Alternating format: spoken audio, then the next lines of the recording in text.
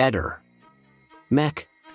Pallister. Generale dietro la collina. Il generale Garofano, noto opinionista del Circus Barnum Luzzi, sta cercando una collina dove nascondersi entro il 15 dicembre, data in cui verrà consegnata la perizia sulla morte di Liliana Resinovic, da sempre fautore del suicidio, assertore della assenza di tracce di aggressione e casualmente membro del pool di difesa di Sebastiano Visintin.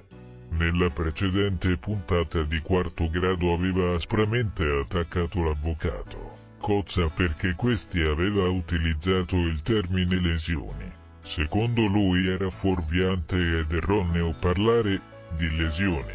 Al massimo si potevano considerare lesività. Ma ora, a pochi giorni dall'epilogo, è costretto a rimangiare tutto e dire lesioni.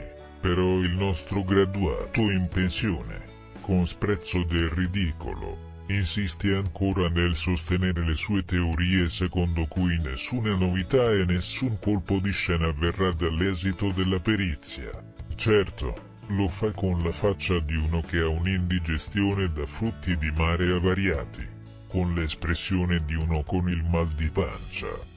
Ma ancora si spertica in clamorose supercazzole per dire che le affermazioni di Baresani virano verso il mondo delle ipotesi, ma il 15 dicembre non gli basteranno più le supercazzole e allora dovrà rifugiarsi dietro la collina.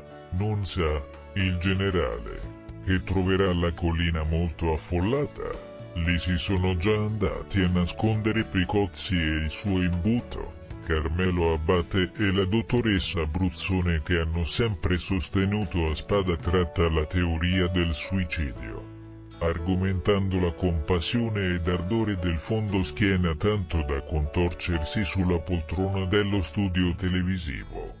Difficilmente avranno il coraggio e l'onestà intellettuale di ammettere che hanno preso un clamoroso granchio, che sono stati testardi e presuntuosi e che per anni hanno difeso un assassino, chiunque esso sia, negandone l'esistenza. Generale, il treno è partito e non fa più fermate neanche per pisciare.